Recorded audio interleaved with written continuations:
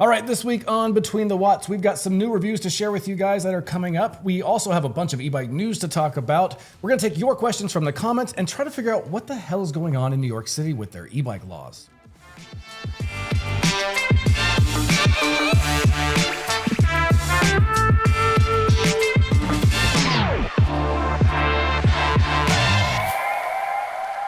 Okay, so what is coming down the pipe? Mike, what do you got? Well, I just finished a review of the new Trek FX Plus 1S, which is their now throttle-enabled e-bike, Class 3 speeds, really slick little commuter. I've already finished the review and filmed it, so I'm excited to get that out to you guys really soon. And then right after that, I'll be doing the Lectric XPedition 2.0, so their newest version of their long-tail cargo bike. Yeah, the Trek looks pretty cool. It was a really slick bike. And I was actually really impressed with some of the features I'm going to share. The battery system is really cool. So yeah, lots to check out if you're in the market for a commuter from Trek. This one's really sweet. Yeah, and it's under 2K. Yes, that's also, it's a bunch of firsts for Treks. Yes, and so on my end, I'm actually in the process of rounding up as many eMTBs with really high power mid-drive motors. When you say high power? So 100 Newton meter plus that's torque, good. Kind of like the latest thing. So DJI, we're working on getting that in. Obviously the Specialized that we've been testing for a little bit, and then get some of the new Bosch motors that with a recent update. And so going to be doing a series of hill tests to really try to see. I'm curious to know, like the DJI wins on paper, how does that actually compare in real life? It's going to come down to how that throttle or that programming, the pedal response and all that. It's going to be interesting. Yeah. Yeah. So stay tuned for that. Sweet. All right, so first up topic, you may have seen the headlines. I saw it on quite a few publications, but really there was a few headlines that came out that said Giant sales had dropped pretty significantly in the U.S., and I kind of wanted to dig into that and see what was going on. So it kind of paints an interesting picture. So their sales did fall in the U.S. from 21%, and that was back in 2019, to all of their 21% of their global sales were in the U.S. in 2019.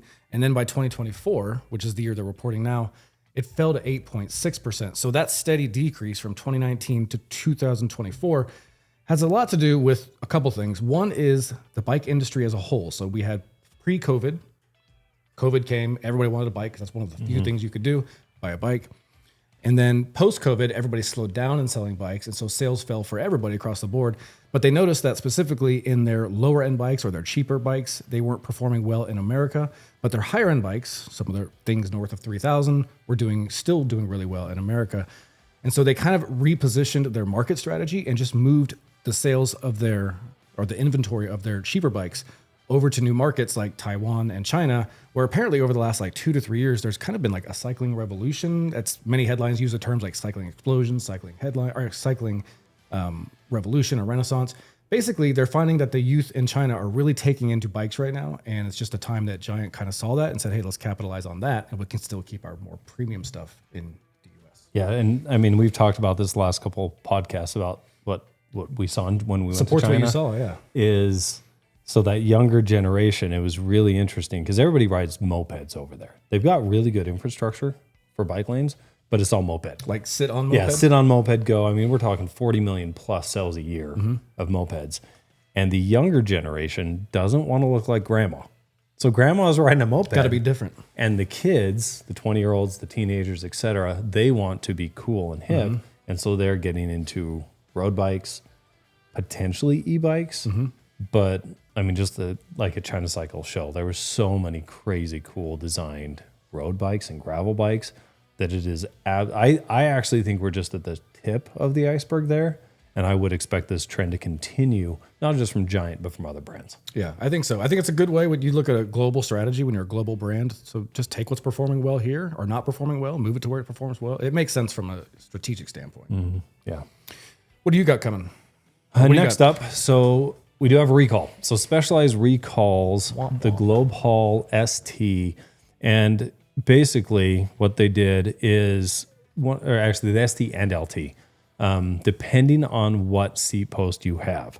So those bikes, when we did the reviews, actually, there were it was crazy cool how you could be super short and then super tall, and it actually works because the telescoping. Are we talking like a dropper setup, or what do you mean? So it's a telescoping seat post where you have part of the seat post and then another part that goes in and out of that. So you have two moving parts. And basically there are two different seat posts. So you just need to check your model and check which seat post you have. One of them goes up to a 15. There's a line for a 15 for minimum insertion point. That one, you're okay. You can keep riding.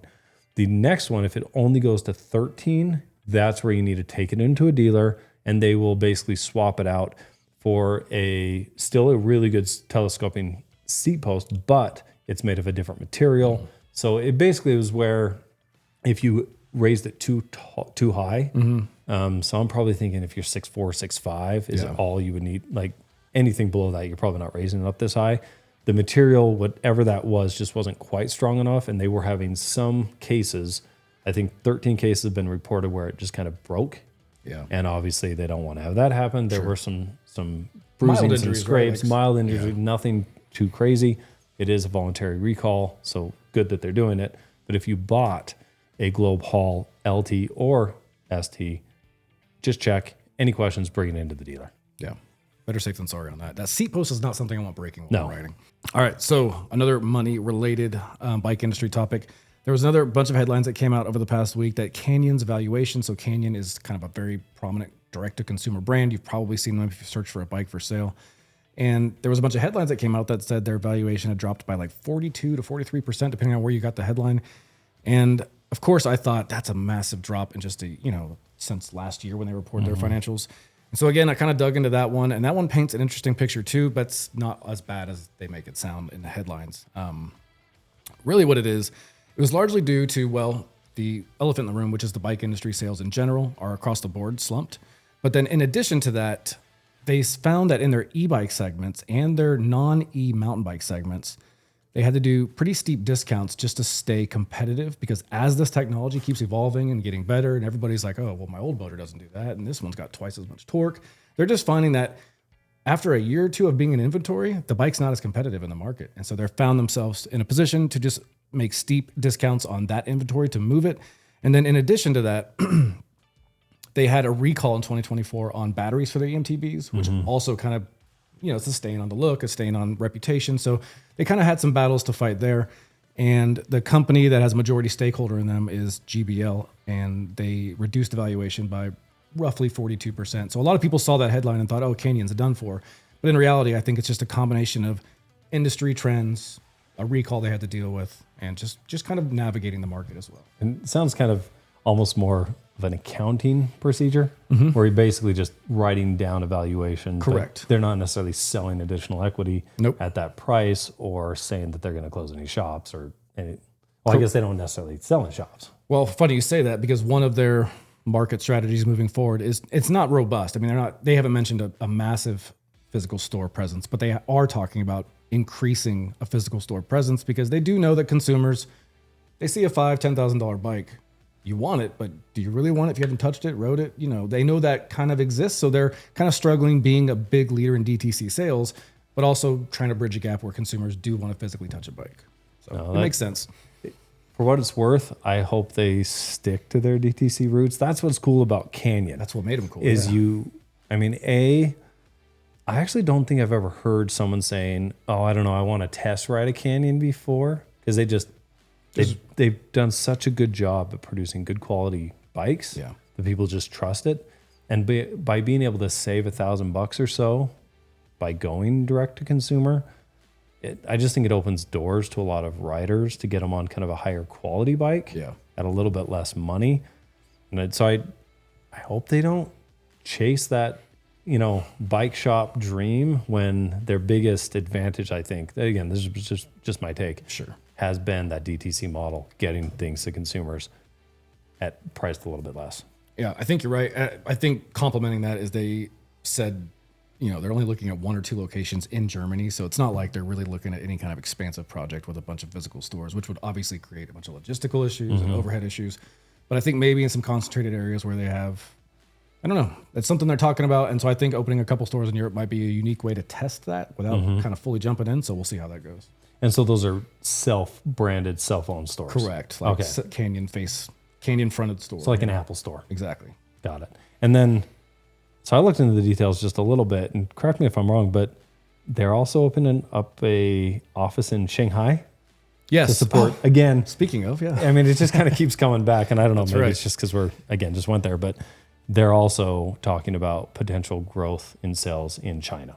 Which, if you think about it from a strategy standpoint, where are you going to invest this test physical store? The places where you have the most prominent potential for sales. So that's an interesting. 1.4 billion people is a lot of potential. They got people. a couple folks over there. Yeah. Okay. So next thing that wanted to bring up is TQ updated their motor. So now they have the HPR 60. So TQ was it's one of the best small kind of lightweight motors. That Trek FX7 Plus that I reviewed, that TQ is really nice. I said in the review, it was probably one of the top I had felt. Incredibly small form factor, very lightweight, not the most powerful per se, but I mean, that one still had 50 Newton meters of torque. So it's definitely good enough to get you up and going. And I found a lot of people like the TQ motor who are a little more active and performance based, don't want a 55 pound, eMTB or a 40 pound road, electric road bike. So they just updated their motor. So it's the HPR 60. So what that does, it takes it from 60 Newton meters and so it took it to 60 Newton meters from 50. From 50, yeah. And the weight, they were able to increase it 10 Newton meters, but only go from 1.85 kilograms, so 4.08 pounds, and only increase it to 1.9 kilograms or 4.2 pounds. So they only gained a tenth of a pound. Yeah, I mean, it's And hardly you got any. more wattage and more torque. Yeah, more wattage, more torque, just more power in general. I think that's good. Personally, when I get on the TQ in a eMTB setting, I find myself wanting a little bit more power. That kind of checks with my experience on the FX Plus 7. Awesome for like a peddler's bike, someone who likes to cycle and just wants that little extra help. But I don't know how that would feel on an eMTB, where you kind of want the ability to kind of tackle something. So I think it's cool to see 60 Newton meters. We'll see kind of what happens. Again, same very small form factor. And I'm also going to be interested to see how this compares with that Star Union motor that we talked about, which again is at 80 Newton meters of torque right now. They're looking to try to push that to like 90-ish Newton meters. It is a little bit heavier, 2.3 kilograms, but I mean 5.07 pounds. So you're talking less than 1 pound heavier, Right. but you're going from 60 Newton meters to 80 to 90. So I like to see this innovation. I like to see kind of pushing the bar forward there in terms of torque per pound ratio. And I always love it when it's as quiet as the TQ. Yeah, quiet and smooth is the TQ motor pretty much summed up. And really, if you look at e-bike hub motors just 5, 6, 7 years ago and compared to what they look like now, we're getting so much more performance now out of a much smaller form factor. What are we getting down the road? We'll have like a regular hub looking motor back there. I'm pretty excited about it. Yeah, that'd be pretty cool. All right, guys. So as you know, we have partnered with Pedro's. They are one of the sponsors of our show. So we always give them a quick shout out and just highlight one of their gear things that we like. This week is not super sexy as far as gear goes, but it is definitely one of the things if you're going to work on your bike, you're going to need to have a good set. And that is going to be Torx and Allen keys. So Pedro's obviously has a full lineup of all of these. One thing that I've really appreciated about these is if you've bought cheaper Allen wrenches in the past, you know that when you start to tighten things and when you start to use them, they tend to round off corners if you're not holding them perfectly straight. This hardened steel, whatever they've used, has been really durable. We've been using these things for months and months without any issues at all. And so they've got everything from the Torx 90-degree styles to the old school L-beam or L-bend and the tri style. Anyway, they've all been really good. I've really enjoyed using them. And the deal with tools is kind of buy once, cry once. I know it sucks, but it's the best way to do it. That way you're not just replacing things and things are breaking constantly. So anyway, thank you to Pedro's for sponsoring the show. All right, so Shimano Q's, their series of new drivetrain components that they've kind of axed some older ones that are more outdated and not really as useful anymore. And they came out with this new Q's lineup for 2025 that has a whole series of parts. But one thing they're coming out with that's really cool is called their Q Auto E-Drive, which is what they refer to as you're always in the right gear. So it's electronic shifting, which is not new as, a theory. There's a lot of electronic shifting. I have it, you have it. But they say this needs no battery, no charging, and then, no worries for their marketing lingo. But really, no batteries and no charging. What's your first thought? I have questions. Okay. You're probably not alone, yeah. So first of all, how does it charge then? It's electronic, right? So it's got to have power. How does it charge? So what they've done is they have made this hub device that inside they call it a dynamo is in there. Basically, it's a set magnet centrally located that wire coils go around. So basically an electric generating little tiny generator in there. That's giving you enough power to run your rear derailleur. And then on top of that, it's got a capacitor inside that is able to store up to a full charge up to a year. So really, the idea is that you never have to worry about whether or not your derailleur is charged, your battery's set up. Because if you go on a long ride and your battery's not charged on your derailleur, you're going to be in for a tough ride depending on where you're at. Yeah, I mean, those batteries, they last so long. So it's I've actually never had it die on me mid-ride. It's always, I just totally forget to charge it before. And it just dies, like, for some reason for me, at the trailhead. And then I'm stuck in whatever gear I'm at, and I can't shift it all. So I think that's kind of cool. But how much does it? So the photos that I've seen, it kind of looks bigger. It's definitely not in the MTB side of thing, right? Like this is more of like a commuter / cargo. Correct. This is for more of the lifestyle bikes, cargo bikes, city commuters, things like that. Because it looked a little heavier. That was my first question: is what's the weight penalty for this? So I don't want to charge my battery in my derailleur. Do I need a whole new setup that's going to allow me to not charge it? So how much does this weigh is my first question. And then price is a huge factor. And neither of those have been released. So I don't have the answers on that. That's convenient. It is. Because that's like the two questions everyone asked when they heard about it. Yeah. So I guess for me then, given that we don't know weight and we don't know cost yet, I actually think it's kind of cool. Like this little generator inside of it. So like that's cool. What's the argument for not just going with an IGH? Like an Enviolo, like a mechanical. Yeah. Or on the e-bike side of specifically, why not just an automatic shifting rear hub motor like the Ananda or the Bafang? Right. So the thing that is, according to them, that differentiates them, well, actually not according to them, it does differentiate them, is this one is going to have, they say it's AI driven, but essentially it's going to have some logic, some programming that is going to adaptively learn how you ride. So basically, the first time you use it for the first, what they say is 6 kilometers, so roughly 3 to 4 miles, it's going to pick up your pedaling patterns and create a shift profile for you based on one of 6,500 available profiles that they have built into this. And then you get to train it, they say. So basically, if it's giving you the shift profile and you don't like what's happening, you can up shift, downshift on the manual buttons up top, and that's going to send a signal back saying, hey, they didn't like this. So it's going to real time adjust and learn as you ride the bike. So essentially it's going to grow with you, as you're riding. That's at least how they're, positioning this. And that part makes it kind of cool. But again, I go back to for the money, for the weight, which we don't know what that is yet. Will it be worth it? I don't know. Yeah, I think without seeing it, without testing it, if that adaptive AI works, that's super cool. And I think that technology can be applied to other things, hopefully. Where I think ultimately, again, we're EBR, we're e-bikes, right? So I obviously look at it through that lens, but I think what would be really cool is if they came out with that again, with a rear hub motor. They like just combined that tech, that AI, like all of that into one unit. I think that's actually potentially the future of like the commuter and cargo bikes.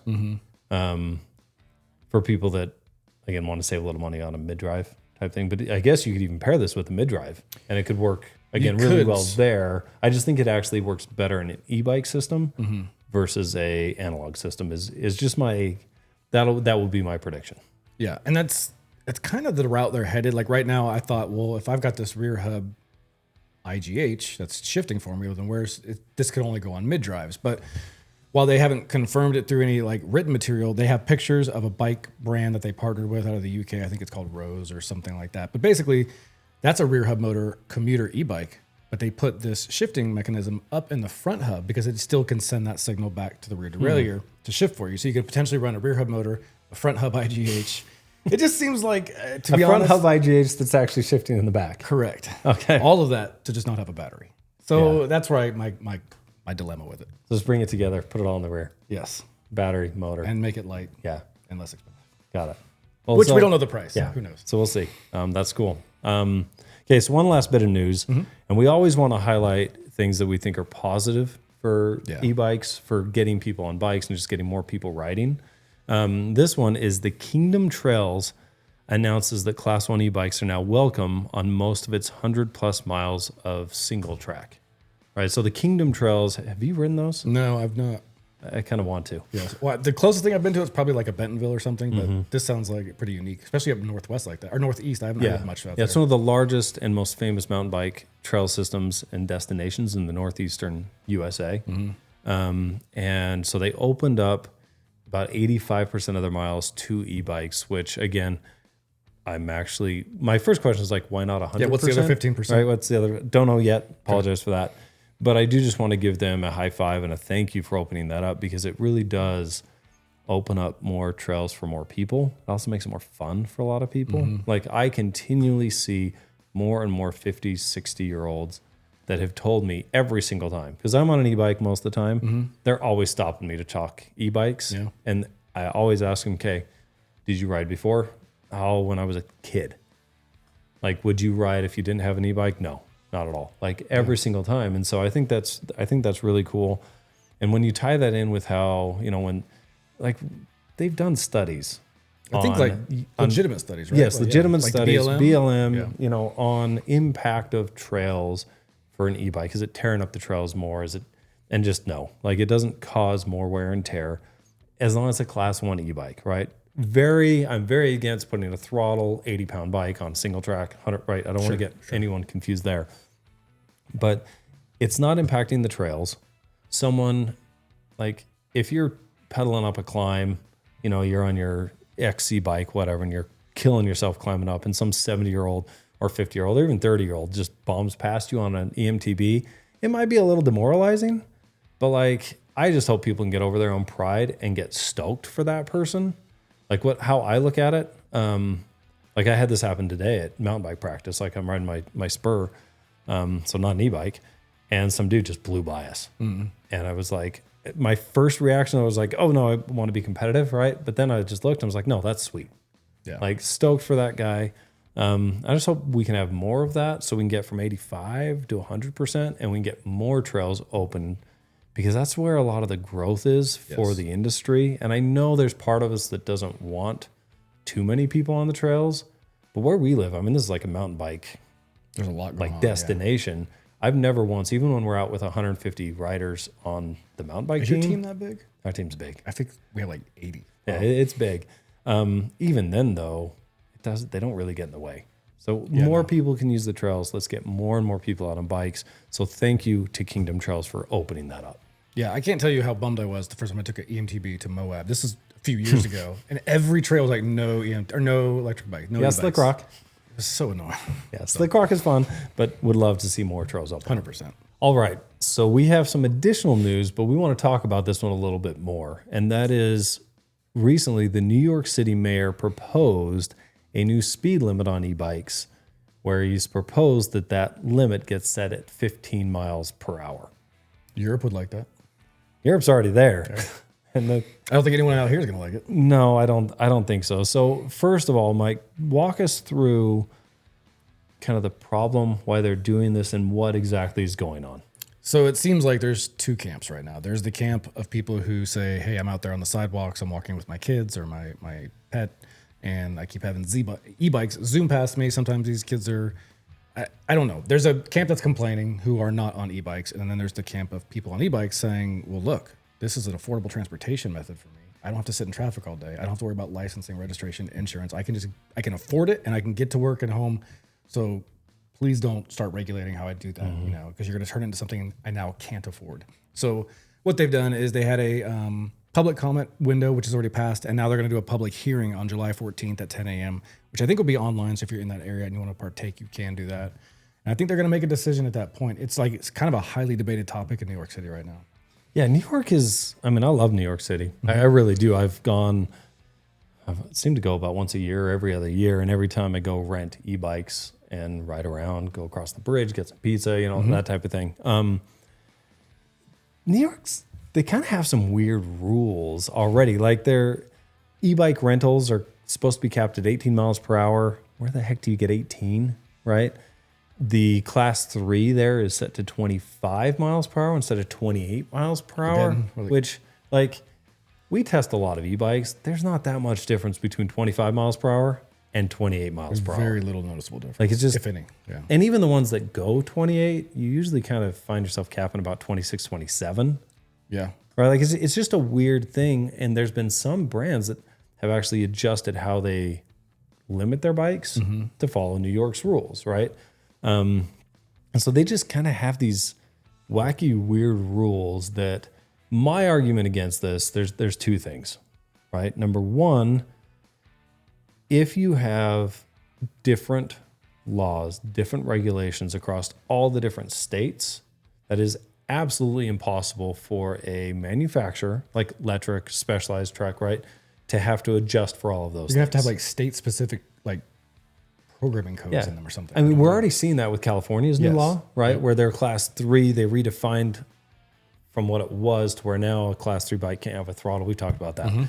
Now, like on bikes, you'll have a setting for class 3 California, right? And so you're asking these companies to program additional settings based on location, and it's all like manual input anyways, which brings me to my second complaint, and that's enforcement.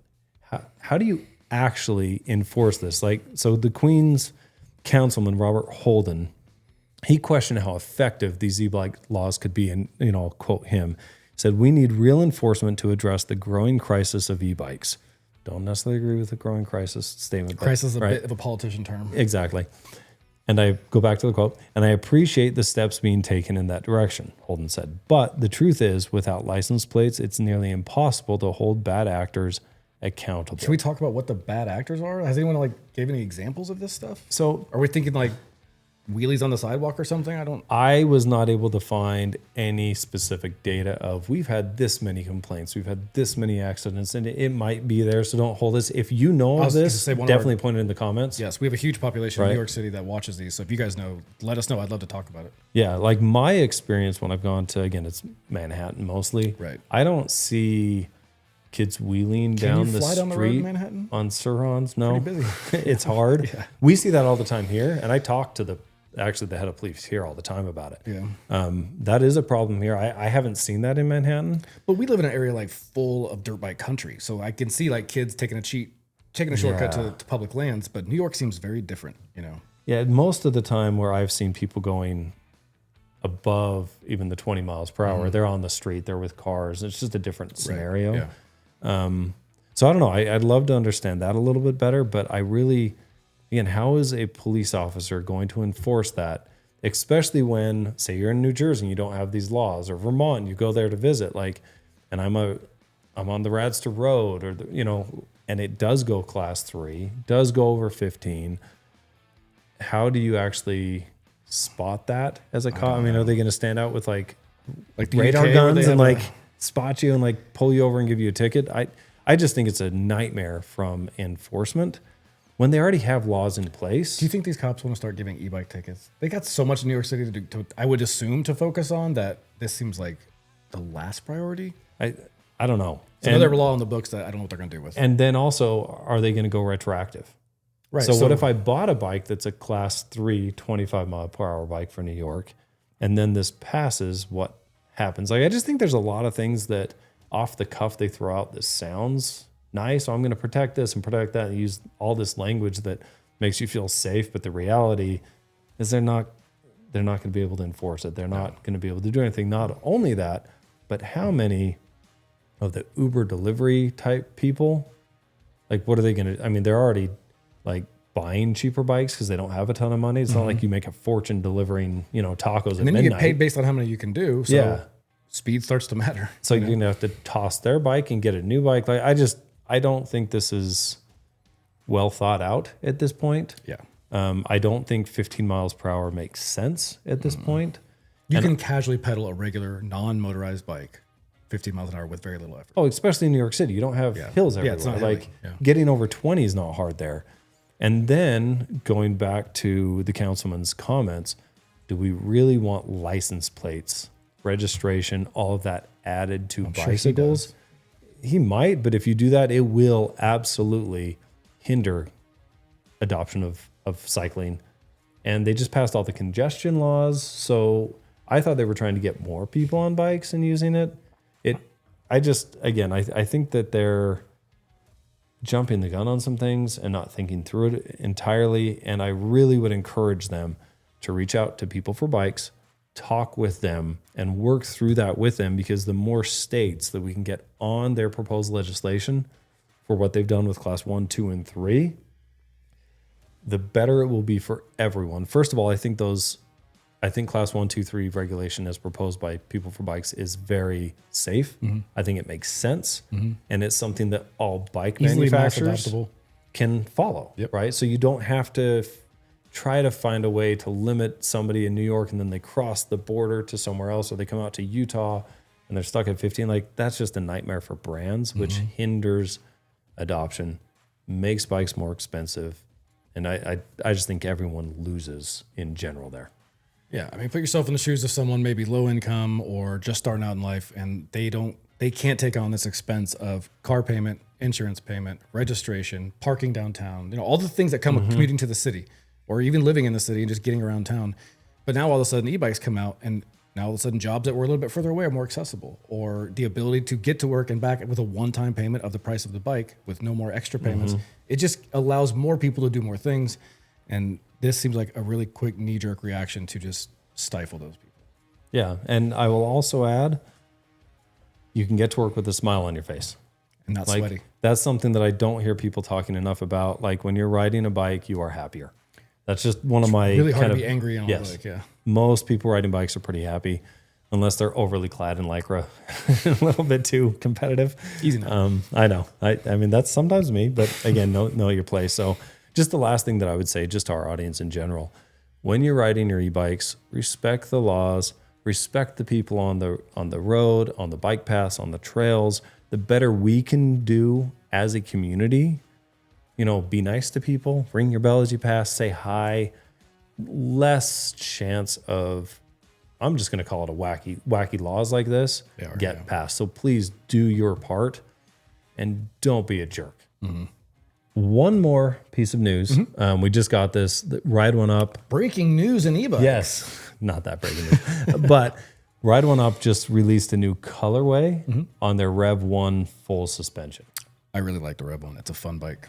It is. And they did a maroon color. It looks good. Which just looks really good. And we just wanted to throw that in here last minute because that is one of our favorite moped style, e-bikes. Yeah. It's $2,400 right now, which is a really good price compared to some of those other Super 73s that you see. That's like, why is this $4,000? Because a celebrity rides it. And they've got the cool name, but this is the one that I'd recommend. And that maroon color is really cool. Yeah, it looks great. All right, guys. So this is that time where we're going to take some of the questions from the comments. We read some of the good ones, some of the bad ones, and a little bit of everything in between. So, Justin, what's the first comment you got? Okay. So this one is 4 days ago on the Aventon Level 3 review, which you did. I like that bike too. And it came from at Sir Dernosov Tides 8137. Gotta love the handles, right? 16th century. So sorry for butchering the handle name. But what they're asking is, I am 375 pounds and 6 feet tall. I'm looking to get into riding to help lose weight and be around outside more. Will I get a workout using this bike, the Event Level 3? I may have to get a different seat for the weight. Any thoughts or comments would help. First thing I was trying to think of what seat is on that. I can't remember off the top of my head, but great question. And I think a lot of people wonder about, can I get fit on an e-bike? And to be frank, before I started doing this and going on range tests, I thought, well, nobody on an e-bike is getting in shape. They're just throttling around or it's just doing all the work for them. I genuinely thought that. But when you start doing range tests consistently on more and more bikes, the first thing I noticed the first few weeks I was doing it was my legs are sore and I cycle. I ride a lot. But what was happening is I was just doing sustained pedaling for hours on end. And depending on the sensor the bike has, so this case it has a torque sensor, it's even better for a workout because it's gonna let you dictate how hard you want to work. And if you bump that down to PAS1, you can get a very little tiny bit of assist that'll just make you go further than you naturally could with your current level of fitness. And you can take that as high as you want, but just know that start PAS4, PAS5, you're not really gonna be doing a lot of work. But that's the beauty of this. You can pick how hard you want to work and you can turn it off if you want and ride the bike like a regular bike. or you can go PAS1 and just get a little bit of assistance. But what will happen regardless, if you spend time on that bike, moving your legs for a certain amount of time, you're going to get a fitness impact from this. Yeah, and I would add, and this is something that I think needs to be talked about more, is, you weigh what, 175? Yeah. 175, right? I'm about 180, 185. Very different experience for us versus someone that's 250, 375 pounds. Yeah. So I will say you will absolutely get a workout on almost any bike. Like the difference that like the motors, if it's a 750 watt, 1500 watt even, like it's going to give you specifically less, like it's going to feel less because of the weight. And so yes, just my recommendation, just get on any bike that will get you going, and you will start, you'll notice. And as you get stronger and better, you'll just kick down those assist levels. I would expect you might even start in turbo mode. Like to start, yeah. Yeah, to start. And there's no shame in that. Just go ride and have fun. And I will say from a motor and torque sensor, I think the Aventons are a little bit more responsive. And by that, I mean, if you push harder, it will give you more. If you push softer, it will give you less. And so it's a little bit more like a regular bike. And so I do think you actually get a little bit more of a workout on the Aventons than you do some of the other bikes. I'm going to check real quick while we're talking about this, because I don't want to steer them wrong about the payload, because I don't want to say, yeah, grab it, and then it turns out it's not, I think that would be the one question. So you want to make sure that there's a 400-pound payload. So this one has a 300-pound payload. So to answer your question specifically, can you get in shape riding an e-bike? 100% definitively yes. That specific bike, the level 3, is just not going to accommodate their payloads at 370, or their payloads at 300 pounds. So you'd be over the payload for it. But there are several bikes that are 400 and north. And maybe I'll reply in the comment section. I would just say actually the Adventure 3 has a 400-pound payload. So that would be my recommendation. That frame is just a little stiffer. The bike just in general, again, can handle the 400 pounds. And same answer as before. Yes, you will get a good workout on that. You could also look at the Rambless. It's a little more mountain bike-ish, but it does have a higher payload as well than the Level. But any bike from any of our recommended lists that have that 400-pound capacity, get on, go, because you're going to get a good workout. You're going to be able to dictate it, and you're going to have a lot of fun. I got to make a huge correction. The video was the Adventure 3. I just had the same color level that I did it, and I assumed it was the Okay, that's Mike's fault. So the Adventure 3, 100% go for it. Yeah, it's a great bike. Justin was dead on. Yes. Good bike, get a good workout, really good motor, and you can tune it yourself. You can even I know we're talking a lot about this, but you can go into the app and tune down the power assist if you want. So anyone, even if you're a top-notch cyclist, can get a workout if you want. It's just really dependent on you, how much pain you want to. And for the cyclists out there shaking their head, no, you can't. Take your 19-pound road bike, ride it for 90 miles, tell me how you feel, and then take a 50 to 60 to 70-pound road bike with no pedal assist, ride it for 90 miles, and tell me how you feel. So you can do anything from no power to full power, and depending on who you are, where you're at in your fitness, journey, you can get something to work. Awesome. Okay, so next question. What do we got? All right, so this one comes from It's DK Bruh 8852. This review was the best e-bikes video for 2025, and I'm going to preface this by saying he's not alone in this comment. I get this comment twice a week, if not more, and it's basically, how did you miss the Wired Freedom? It's an amazing e-bike that just got refreshed this year, and it's a full squish too. So what's your thoughts on Wired Freedom? Because we do get this question multiple times a week. Short answer is they haven't sent us the bike. So if you would like us to review it, reach out to them and say, hey, send EBR the bike, because we are very strict on what bikes we put on our best recommended lists. If we have not tested the bike personally, or we've actually ridden the bike, it can't go on the list. So we would love to review the Wired Freedom, especially the new model, full squish. I think it's about $2,200. Mm-hmm. Like it's fantastic. We would love to review it, but that is the reason why it's not on the list. It's not something we missed. In fact, I've had conversations with them, and they've told us that they were going to send the bike and then just kind of ghosted us from there. I don't know why exactly. I mean, imagine if numbers are good, they're not worried about spending, marketing or anything like that. Something, but we don't typically go buy the bike to then spend a couple more $1,000. Like it's pretty tough for us to invest $5,000 plus all the time in buying a bike and reviewing it. So that's why it's not on the list. As far as why they haven't sent it to us, one theory that I've had, and again, I have no idea, I'm just kind of guessing here, is we do tend to point out things if they go beyond legal limits. Yeah, we brought those up in the best videos. We kind of said, this was a bike that wouldn't be on the list for this reason. And we talked about speed and capability. Like, it's awesome off-road, but it's not something we want to recommend to people on their city sidewalks. Yeah, and I think with Wired specifically, they are kind of walking that tightrope. Talking tight wire. There you go. Right? They ship the bike as a class 2. So they're shipping it legal. But I think the challenge that they may have in the future is they're advertising that, again, this one specifically, they're advertising that it goes 35 miles per hour. And so we do point that out. And I think that they might end up getting into some issues with the CPSC going forward if and when new legislation passes, where I've heard rumors of if a brand is advertising a bike to go beyond class 3 limits. So go beyond 28 miles per hour, beyond, like kind of a reasonable watt output. Even if they ship it as class 2, they're kind of in a gray, murky water area where it's obvious that they're trying to sell this as a bike that goes 35. I mean, that's the appeal for people, right? Yeah. And that's why people love Wired Freedom. I get it, fully understand.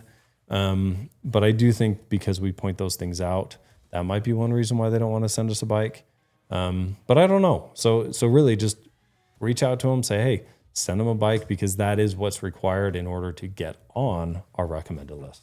Yeah, definitely. I will say, looking at their website, they do have some that 330 Newton meters of torque and 55 plus miles an hour. I kind of want to try that. Now, not on my city path, but definitely it just looks like Does that have pedals? Yeah, it's got pedals. It has pedals. And a drivetrain. Which might be an another reason why we're not being sent the bike, because generally speaking, every time a bike goes over 32 or over 28, 30 miles per hour, our recommendation is pull the pedals off, put pegs on, and treat it as the electric dirt bike that it is. Just own the space it is, yeah. So super fun, super cool. Can totally understand and get behind why so many of you like these bikes. Yeah, reach out to them, have them send it to us. Yeah, for sure. Yeah. All right, guys, thanks so much. That is the last of our questions we're doing this week. If you have any other questions or you want to see it on the show, just kind of drop them in the comments, and we always pick something that seems relevant to not only your question, but we think that other people are wondering the same thing. And this Wired Freedom is a perfect case example because everybody asks about it. All right, guys, that wraps up this week's episode of Between the Watts. Hopefully you guys enjoyed that. If you want us to cover a topic that we haven't brought up before or think there's something that we should be discussing, drop it down in the comments. Let us know. And if it's something that's relevant and we think other people want, we will definitely cover it. Justin, you got anything before we go? I think we've said enough, as always. I usually do. So see you guys next time.